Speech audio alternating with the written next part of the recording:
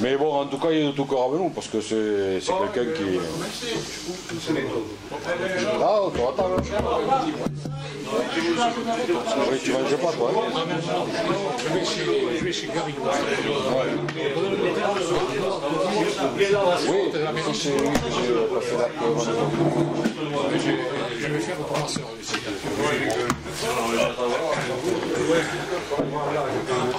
On peut commencer. Oh, il y a le micro là. Tu l'as vu ça? Oui, alors je ne vais pas encore regarder. Non.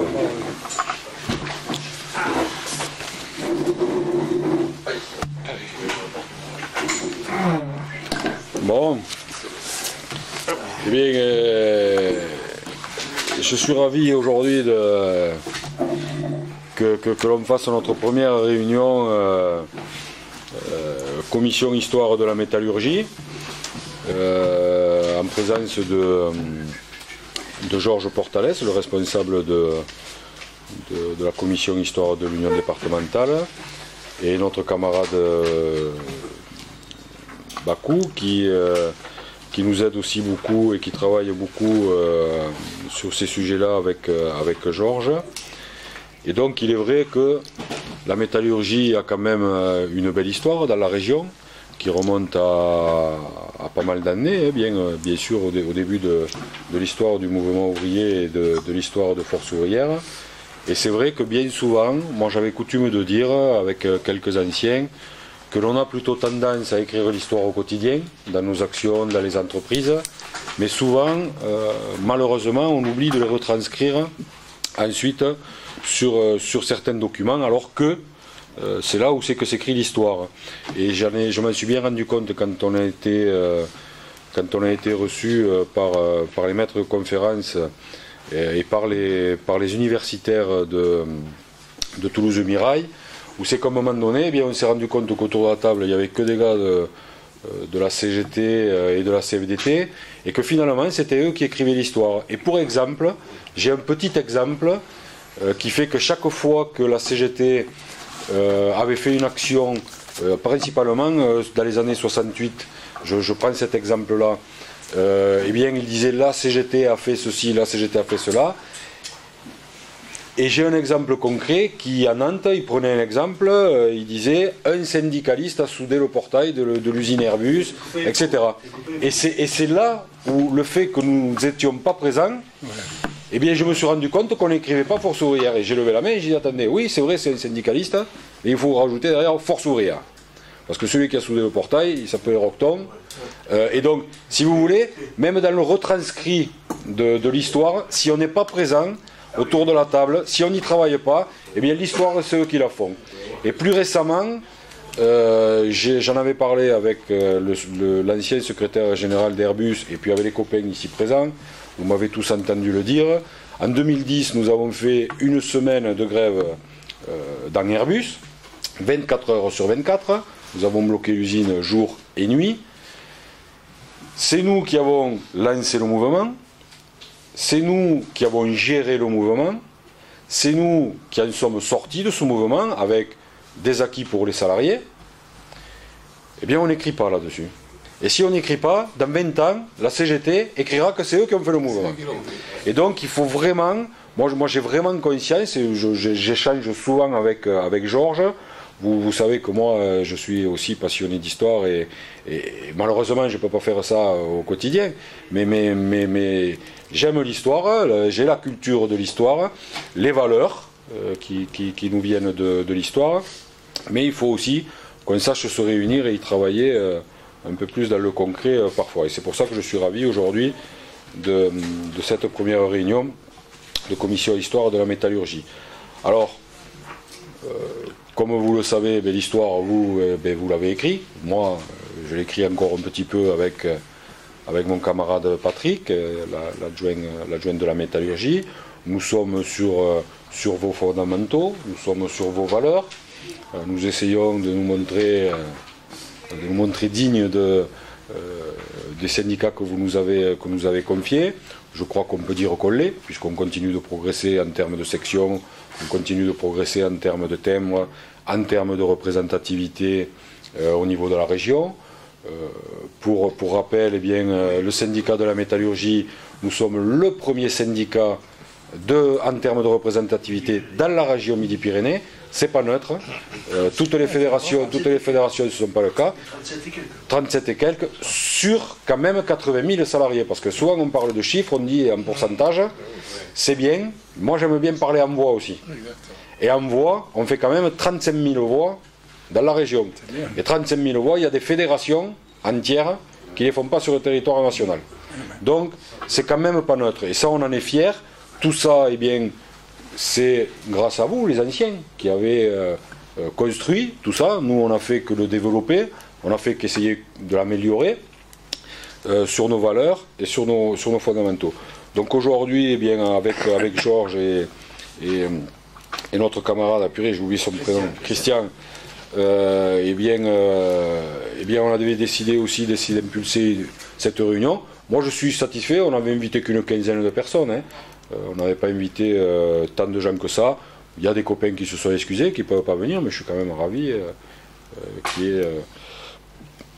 que Robert soit là, que Jean-Pierre soit là, que Simon soit là et que Gérard soit là. Alors ce matin, on aura le privilège aussi, au-delà du fait que quand j'aurai fini cette petite introduction, eh bien Georges, en tant que responsable de la commission Histoire, il nous fera un compte rendu de tout le travail qui est réalisé déjà au niveau de l'Interpro, au niveau également de la métallurgie, parce que Georges a déjà travaillé beaucoup avec Christian sur la métallurgie, et en particulier sur différentes biographies. Alors moi, il y en a une qui me tient particulièrement à cœur, alors elles me tiennent tout à cœur. Moi, je les aime tous, les anciens, vous le savez. Sauf qu'il y en a une qui me tient particulièrement à cœur, qui a été travaillée avec Serge, parce que ça fait partie de notre histoire, du début de la métallurgie. C'est la biographie de Paul Sahuquet. Paul Sahuquet, je vais vous la lire un petit peu, cette biographie, parce que ça me tient à cœur. Sans cet homme-là, eh bien, peut-être qu'aujourd'hui on n'en serait pas là où on en est, bien évidemment aussi, parce que ça a été le créateur et le premier secrétaire général de la Fédération de la métallurgie, du syndicat de la métallurgie de Toulouse et de la région, parce que c'est notre appellation.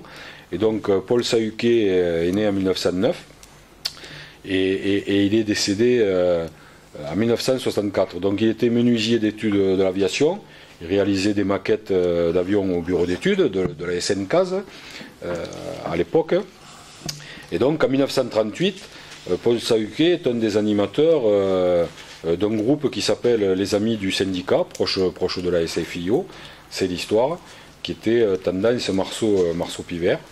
Et donc ça, c'est une thèse qui a été travaillée par notre camarade qui viendra tout à l'heure. On a le privilège aussi d'avoir notre camarade Yannick Delpoux, qui est un féru d'histoire et qui a fait une thèse, une très très belle thèse pour notre organisation syndicale.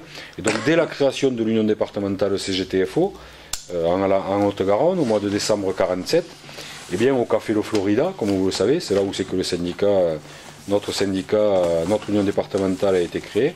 Eh bien, Paul Sahuquet fut élu secrétaire membre du bureau. Il y avait à l'époque secrétaire général et il y avait des secrétaires qui étaient membres du bureau. Donc Paul Sahuquet a été élu membre du bureau. Et il était justement le 19 décembre 1947 au Café Le Florida. Il faisait partie de l'équipe. C'était un métallo du bureau d'études. Et donc, c'est lui qui a créé le syndicat FO de la métallurgie de Haute-Garonne en 1948, l'année d'après la création de l'Union départementale de la Haute-Garonne.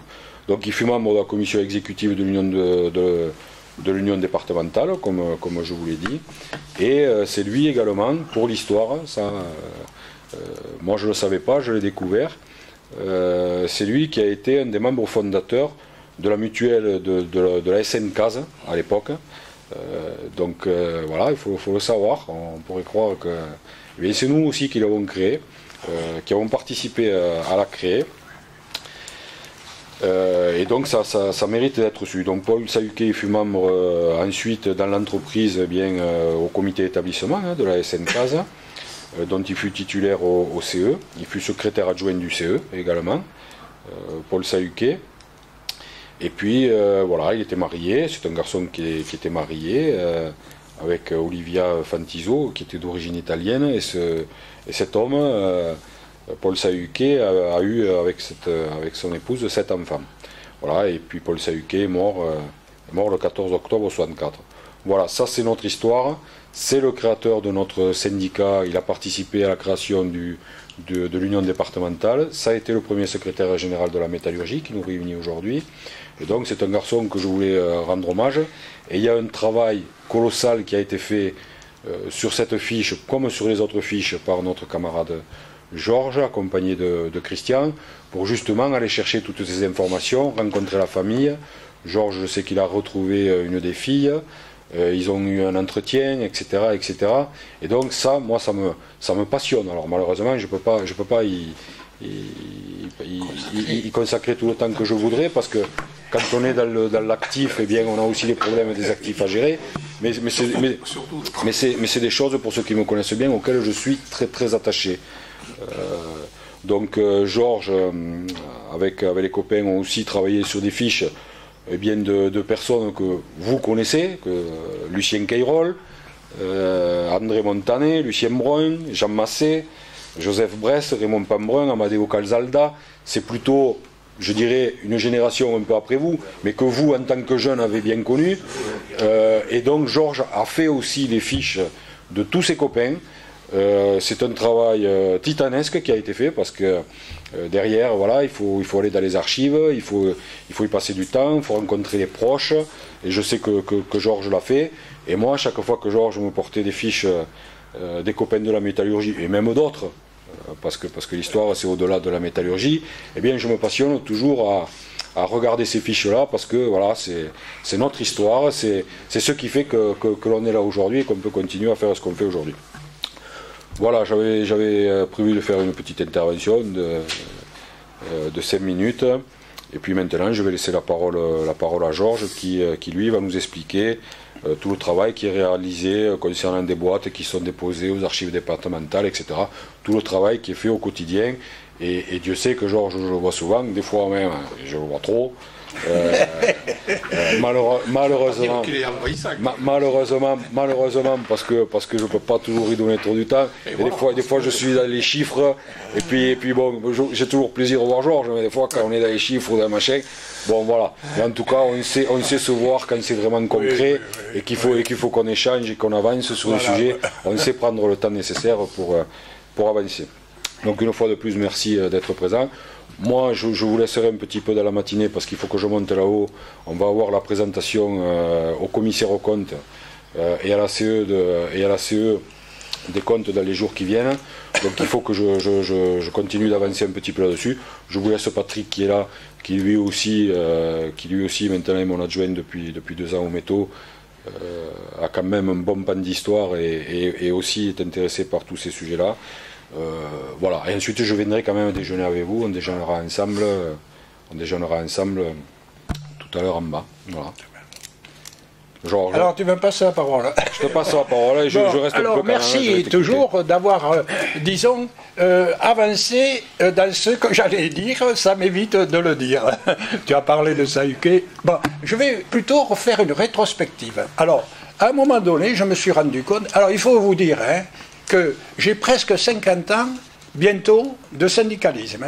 Bon, et j'ai connu le premier secrétaire général de l'Union départementale qui s'appelait Raoul Marty et qui présidait dans les fins des années 60 les assemblées générales.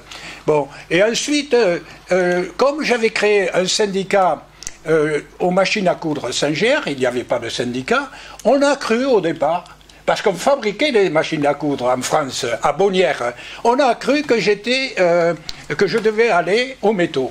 Et c'est pour ça que j'ai bien connu tous les copains de la métallurgie, parce qu'ils pensaient me récupérer. Bon, et même, c'est Antoine Laval, que j'avais vu à Paris, et qui était le premier, enfin, qui était le secrétaire général de la Fédération. On avait décidé, enfin, je lui avais expliqué, il m'avait reçu, j'avais expliqué qu'il y avait la partie commerciale, qu'il y avait la partie... Et on a conclu que je devais être au commerce. Bon, au commerce, il se trouve que Pierre Barthès, secrétaire à l'époque, m'a demandé de prendre la succession de Marshal Despouille, parce qu'il était président du conseil de prud'homme et il n'avait pas le temps de s'occuper du commerce. Et me voilà embarqué en 1967, ça date quand même, secrétaire général des employés de commerce non alimentaires. Bon, à l'époque, il n'y avait pas les grandes surfaces. Bon, bref. Alors, tout ça pour dire que j'ai bien connu nos camarades de la métallurgie. Bon, mais je vais faire d'abord un rappel.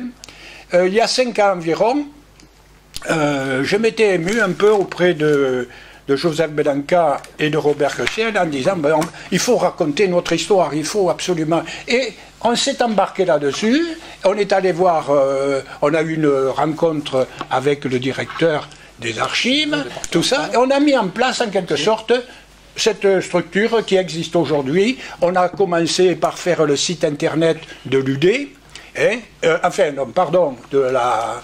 il existait déjà, mais de la rubrique histoire, pardon. Alors, et de faire... Qui démarrait. Oui, voilà. Alors, bon, bon, je fais une parenthèse, ça intéresse les internautes, puisqu'il y a eu plus de 55 000 visites de pages dans cette rubrique histoire, et 33 000 dans les biographies. Ce qui prouve que ça intéresse bien des personnes. Voilà. Alors, bon, tu nous as parlé. Alors, bon, évidemment, je ne vais pas revenir sur tous les ceux qui. Alors, Artère Raymond, c'était un père. Alors, bien sûr, vous l'avez. On a fait notamment dernièrement Bresse. Joseph Bresse avec. Oui. Et on a, alors j'ai retrouvé une photo. J'ai retrouvé une photo. Il était là, le Joseph Bresse, parce qu'on n'avait pas la photo. Mais il se trouve dans ce groupe. Le voilà. Je ne sais pas si tu l'as connu. Oui. Tu l'as connu, mais le voilà. Voilà. Alors on essaiera de mettre la photo sur sa biographie. Bon, alors donc l'histoire. Disons qu'on mène en parallèle l'archivage. On a archivé, on a commencé avec les équipes, avec les PTT, FOPTT. Et ça fait quand même 5 ans. Et on a archivé 150 boîtes d'archives. C'est-à-dire les boîtes d'archives, j'en ai pas vu, enfin c'est des boîtes bon, avec des documents. Nous avons, alors, bon, je dois dire que, donc, pour revenir, c'est un peu décousu, mais c'est pas grave, on est entre nous. Donc, Joseph Belenka et Robert Cressiel, feu vert, Georges, tu t'occupes de ça. Mais après, à la succession, il y a Serge Cambou et toi-même qui m'ont donné le feu vert. Ils m'ont dit, allez, on continue. Alors, précision, pour Joseph, on n'a rien à cacher. Voilà, on est parti sur ce principe. On n'a rien à cacher, donc on a des documents, on a des rapports de congrès, et nous avons mis les 32 rapports de congrès de l'UD. Et là, il y a matière à continuer la thèse qu'a fait Yannick Delpoux, qui est considérable. La thèse de Yannick, je vous montre un peu ce que ça représente. Plus de 1000 pages. Hein. Voilà, voilà. Ça représente 5 volumes comme ça. 5 volumes comme ça. Il y a travaillé... Un travail colossal. Un travail colossal. Alors, je dois vous dire que à l'époque, c'était Albert Fouché qui était le trésorier, et il faut dire qu'il a fait beaucoup de boulot, Albert. Hein. Ah oui, oui. Ah oui. Quand il est arrivé à l'UD, il a modernisé l'UD. Il a dépoussiéré. Et tu pourrais nous en dire un mot, puisque tu lui as succédé. Oui, non, effectivement, il a fait vivre l'UD, la dépoussiérer, et puis la mettre sur les rails pour un bon fonctionnement. Quoi. Voilà, il a modernisé. Et il s'est énormément investi personnellement dans cette mission. Quoi. Et les écrits qu'il a fait justement dans les rapports de trésorerie des congrès des UD sont très riches et sont très passionnants. Et on voit le militant qu'il était à travers les rapports de trésorerie, parce que les rapports de trésorerie, c'est pas seulement des chiffres. Et cet homme-là parlait déjà beaucoup, à l'époque, de développement, de syndicalisation, etc., etc., bien avant qu'on nous impose cette loi du 20 août 2008 qui nous contraigne un petit peu aujourd'hui. Mais c'est un garçon que moi j'ai appris à découvrir dans ses rapports de trésorerie, et franchement je ne l'ai pas connu, mais à mon avis c'est un garçon qui a dû sûrement apporter beaucoup à l'organisation syndicale. Bon, alors donc à l'époque, c'est vrai, bon, j'avais été élu à la fédération, bon, à CE du commerce non alimentaire, puis j'étais aussi secrétaire, membre du bureau de l'union départementale, pendant une longue période.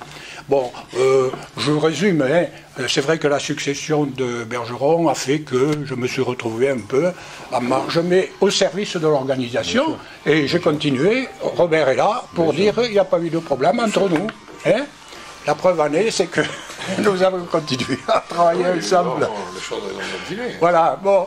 Alors, bon, cette parenthèse étant fermée, donc on a archivé donc 150 boîtes avec une partie de l'UD, une partie donc PTTFO et une partie employé cadre aussi.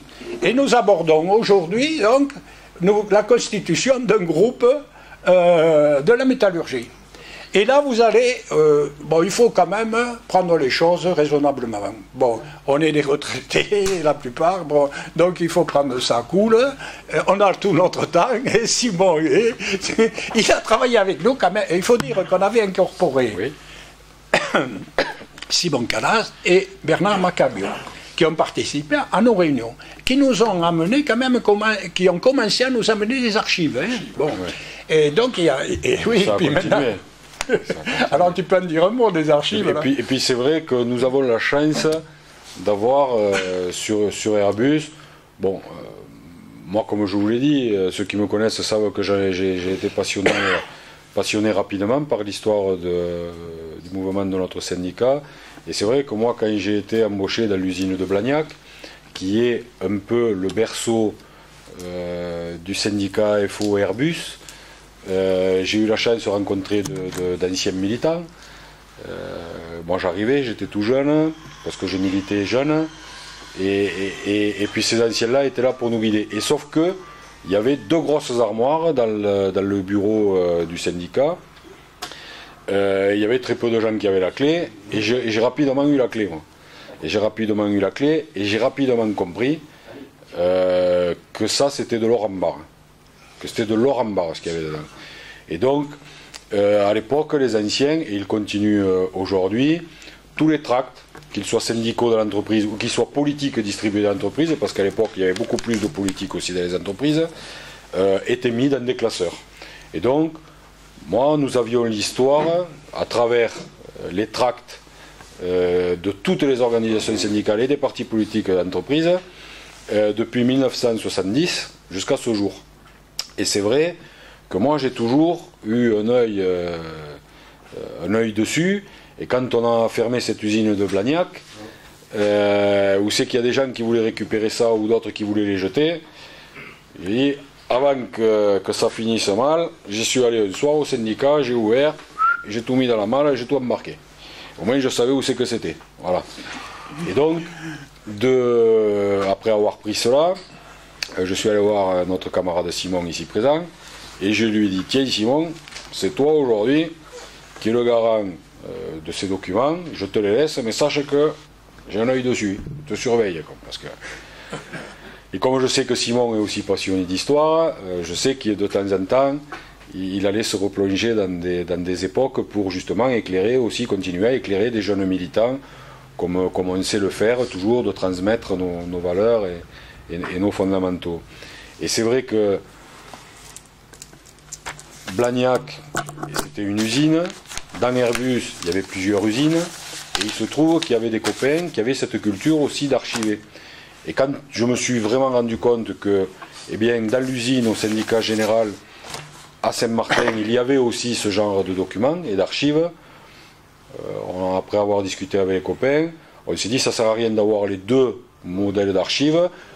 On a un copain, moi je commençais à connaître Georges et à travailler avec Georges ici, qui là-bas essaie de rassembler les archives et travaille à l'histoire et syndicats.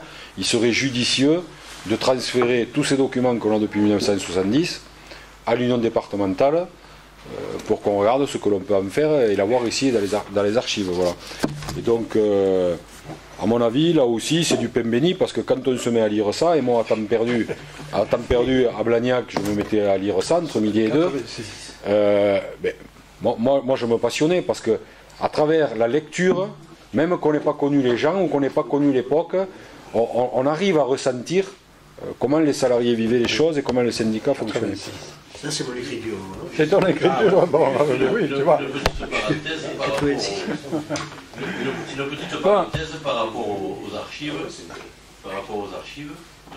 comme tu dis, sous ton impulsion, je crois, avec Jean-François Knepper, vous êtes allé rencontrer quelqu'un par, je ne sais pas exactement qui. À l'université. Voilà. À l'université. Et là, Jean-François m'avait demandé, puisqu'il devait intervenir, m'avait demandé de voir au moins des années 70 à 80. Et en définitive, j'ai passé quelques jours, quelques semaines, j'ai relu tous ces trucs-là, de l'année 70 à 80, je me suis arrêté là, et j'en ai fait une synthèse de quelques pages, ou pas beaucoup, c'est ben tu vois, tu as travaillé. Je ne sais pas là, parce que, je vais vous dire, comme j'ai fait à la retraite, j'ai déménagé, c'est 6 ou 7 cartons comme ça, ils sont dedans, je ne sais pas. Mais je ne sais pas où c'est, j'ai pas encore... J'ai commencé un peu à trier, mais je ne suis pas arrivé à cette petite... Bon, mais tu vois, ça a avancé quand même. Je veux dire, il y a déjà au moins 10 ans, de 70 à 80. Ah, ben oui, il y a un résumé qui a été revu et corrigé après par François, où il a rajouté certaines choses, style de Rockton par exemple, pour parler vraiment de la métallurgie, mais aéronautique. Il faut le faire taper sur Word, ça. C'est fait. C'est propre, enfin, c'est le collègue qui m'a tapé au boulot. Bon. Le document papier, mais on l'a en machine au boulot. Voilà, il faudra qu'on le récupère, effectivement, et qu'on le mette avec... Oui. On en reparlera.